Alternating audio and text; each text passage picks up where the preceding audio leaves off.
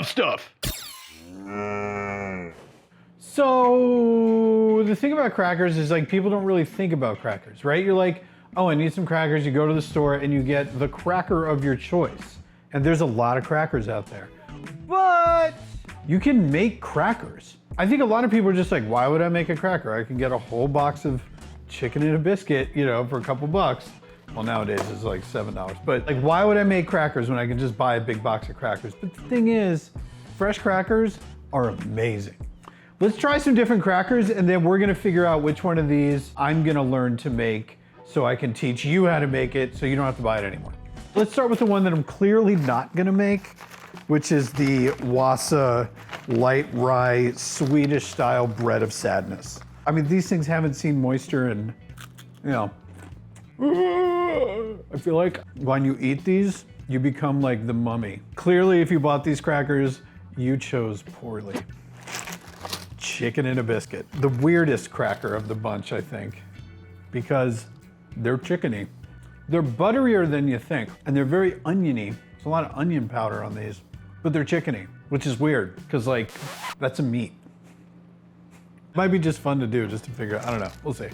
Maybe chicken and a biscuit.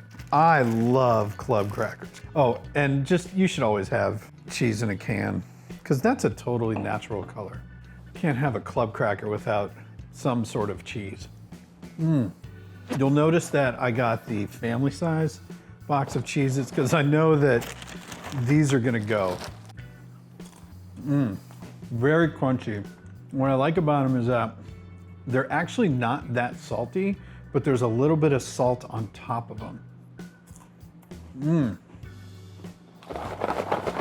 Cheez-Its are good. And like, where's the cheese?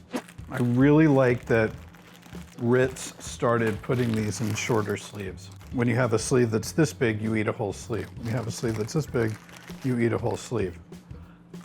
Ritz are so buttery and salty and a little sweet. But the thing that I really love about Ritz is the texture. They're so airy. What should we make? I mean, chicken and biscuit is pretty tempting, but I think we should make the Cheez-Its. Because these are what I buy the most, because everybody in my family loves these.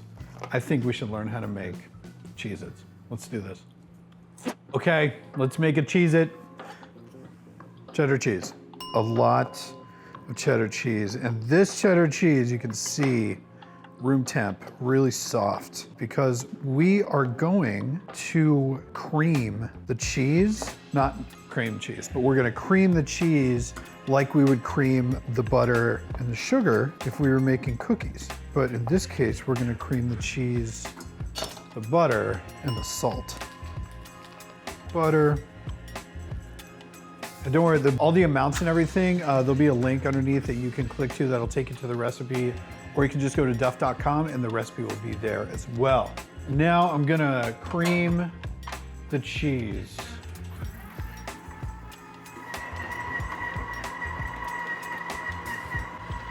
There it goes.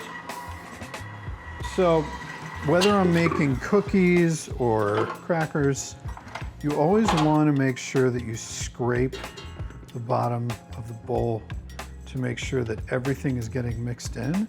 Because if you didn't scrape it, there would be like little chunks of cheese and little chunks of butter that wouldn't be getting mixed in. So you just give it a good scrape.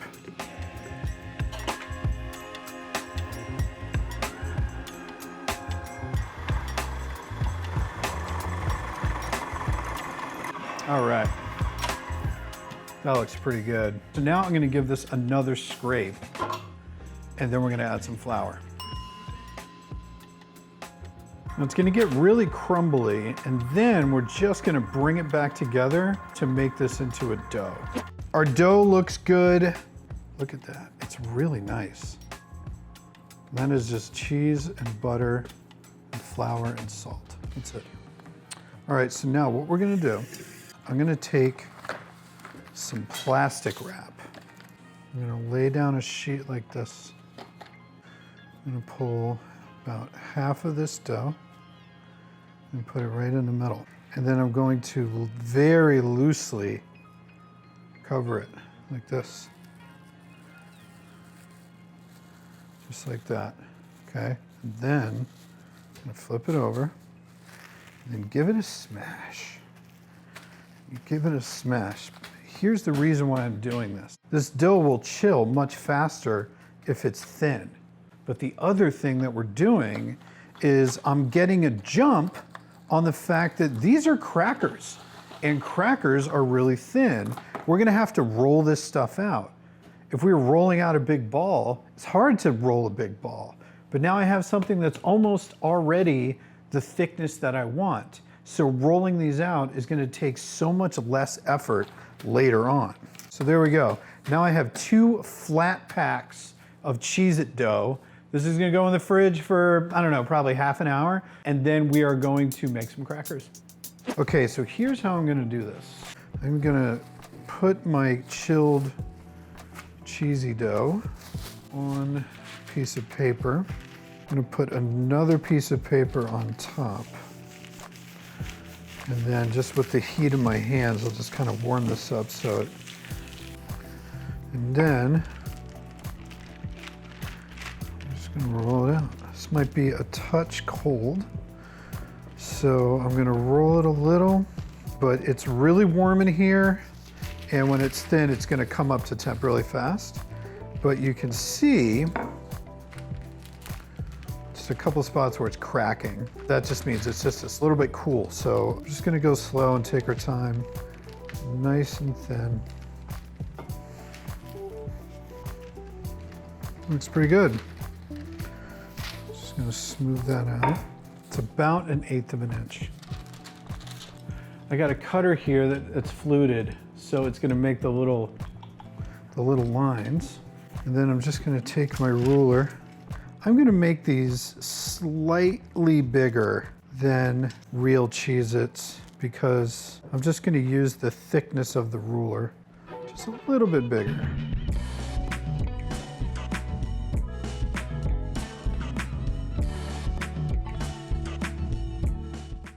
Now that these are rolled and cut, I'm gonna put them in the freezer so I can pick them up and put them on a tray. So let's freeze these real quick. All right, now these crackers are nice and cold, and I can break them into individual crackers. I don't know how much these spread, and part of me wants to just bake them in one big sheet and then break them afterwards, but I don't think that's the best way to do this. Pulling these apart beforehand is gonna be the way to go. These already totally look like Cheez-Its. Now I'm just gonna, a little bit of salt on each one. So now these are gonna go in the oven for 10, 11 minutes at 375.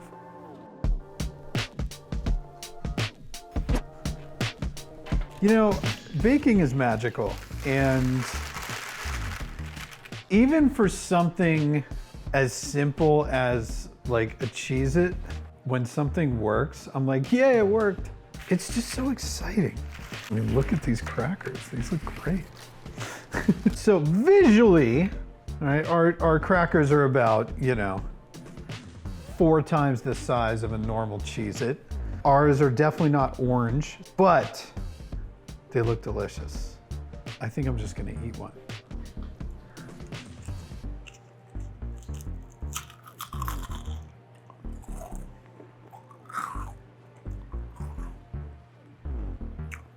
Can you hear how crunchy that is? This is infinitely better than this. And this is delicious. I love Cheez-Its. They're crunchy, cheesy, salty, really good. This thing is so light and airy and crisp, like crispy. It's like so crispy, it's not even there. It's so buttery. These are tougher. I feel like these are probably made with bread flour, and these were made with all-purpose. But this is the cracker, man. Look at the back. Look at all that like melty, cheesy, buttery goodness right there. That's amazing. We actually made Cheez-Its and we pulled it off. That was great. Well, listen, never be afraid to try to make something that you buy at the store, because chances are you're gonna make it better. These are great. If you guys like this recipe, click the link and that will take you to the recipe, or you can just go to duff.com and download the recipe there. There's our thousands of recipes on there that are all for free. So thanks for hanging out. I hope you like Cheez-Its.